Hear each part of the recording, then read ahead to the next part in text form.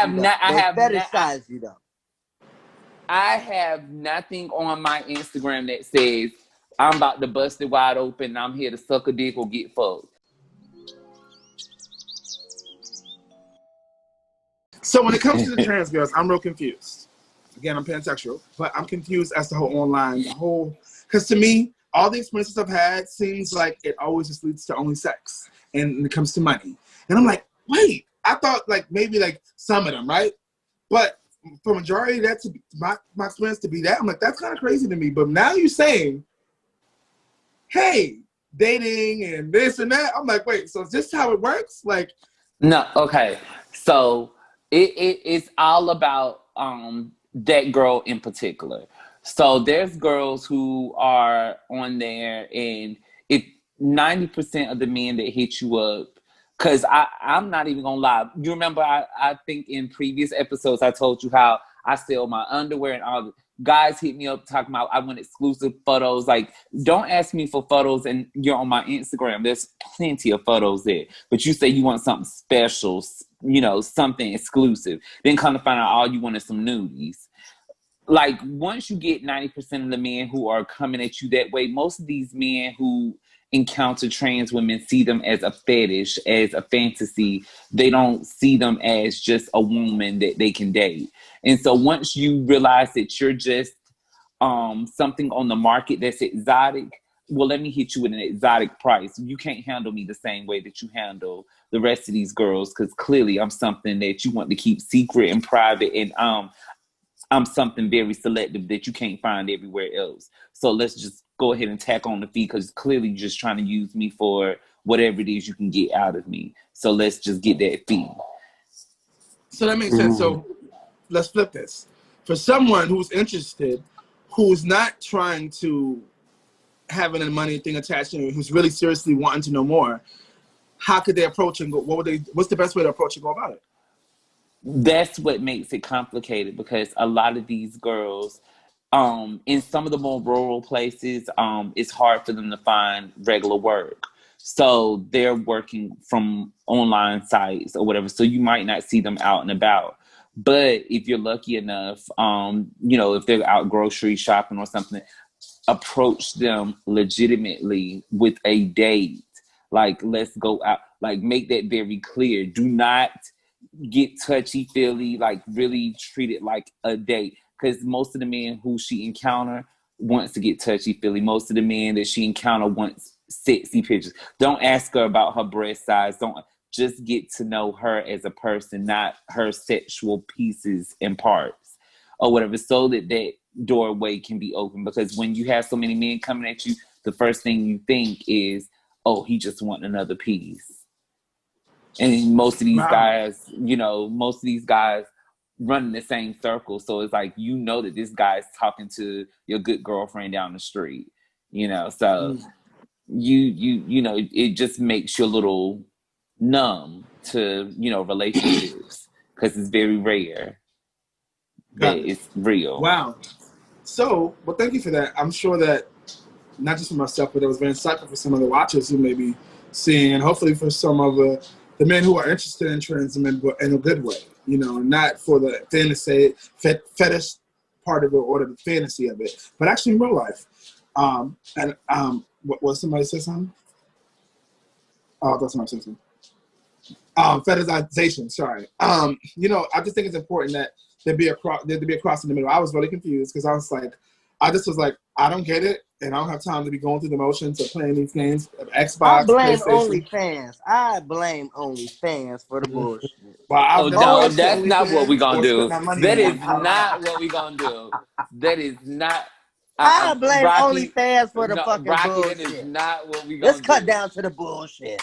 No, that's not what we're gonna do. Yuri, you know damn well them, not you, but them hoes be for everybody. Ooh, I got some cute no, because what makes this so cute is how so many men have used women as sexualized things for every situation.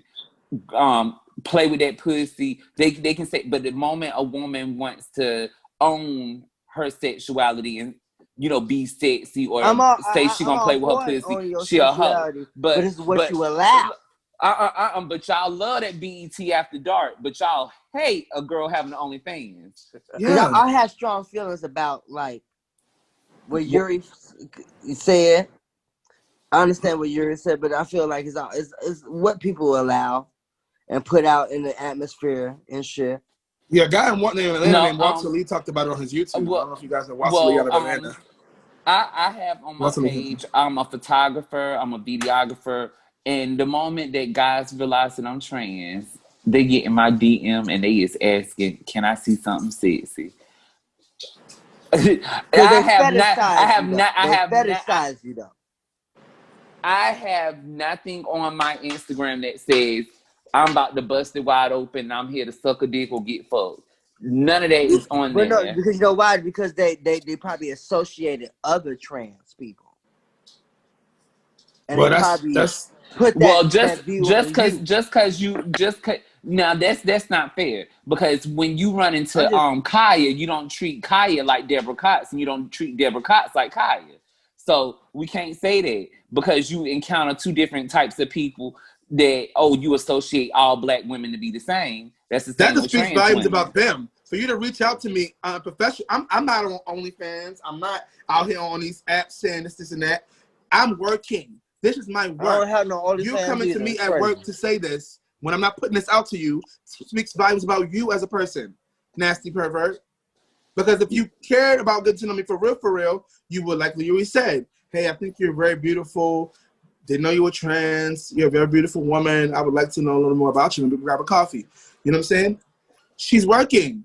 That's her work profile. She's a work woman. That's how you get a work woman. Am I right, Eureka? Would I get a coffee or not? Mm-hmm.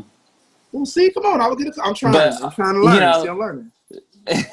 but these men, they know exactly what they're doing, and it's no better when every time you turn on TV, the time you see a trans woman, she is working a street corner or she's a prostitute.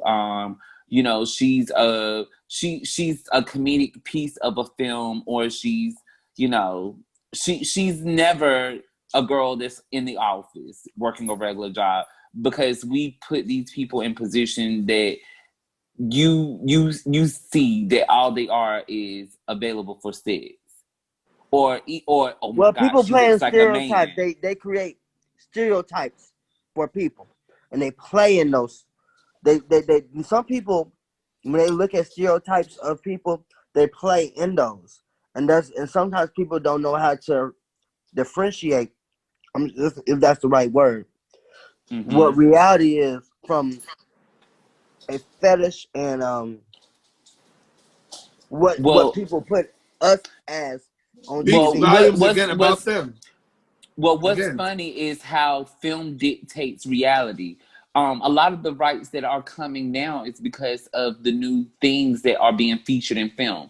Film dictates reality. Where they had those black mammy roles, that is Right. what created moments for black people in the community. Black people Yeah. started actually acting like it. When Eddie Murphy started doing that laugh, everybody started doing that Eddie Murphy laugh in film. So our film careers dictate reality. If they It, see a black boy pimping extra hard with his pants down, they think all black boys are supposed to be like that. can I be honest We, with you? mm-hmm. Tyler Perry plays in a lot of those stereotypes. Light If you skinned watch boys it, are the good boys, and dark skinned boys are the dark bad skinned boys. guys were the bad guys, and Mm-hmm. the darker you are, you become the worker for the white family and all this other stuff. You know what I mean? He's perpetrating what we've already seen, though. He's not creating anything different. He's just seeing what he's, like you already said, what movie has put out there. That's the same thing you're used to seeing. So he's just giving Yeah, you the he's same just image of following a what you're seeing, but blueprint. he's dictating the narrative. Right. So he's just saying, hey, so it's not a bad thing, because it's not that Well, it don't all happen black in the men same are movies. bad. They give you AIDS, HIV, and all this other stuff. All these other stuff that come in these movies and shows. There's no other narrative. Well, but that's what he's trying to do. By putting himself as the king and creator of it, he'd be able to, create the narrative that we want to see. And that's why he's employing more black actors to be able to, work in Hollywood, as well as creating more ways for black people to create product like movies and things. So he's making way for a lot of people. But even Beyonce said black is king. Come on, talk about it. Just saying. And so I guess, in wrapping up our homos topic, just dating, that was a pretty, deep topic. We learned a lot about each other. And also we learned a lot about, when it comes to the trans community. It's time for the Homos Talk Show. You already know who it be. It's your girl, Yuri G. You already know who it be. It's your boy, Troy Weeks. I'm still in your line. I'm just kidding. Rocky, the Chicago author. Go get all 4 of my books today. My name is Alex. You can catch me on Instagram at Alexander Reese. Chi-Town. Hey, Chi-Town go get y'all deep dish pizza like today.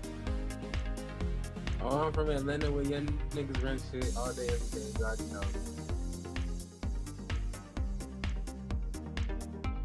Where? Right here on Verse TV.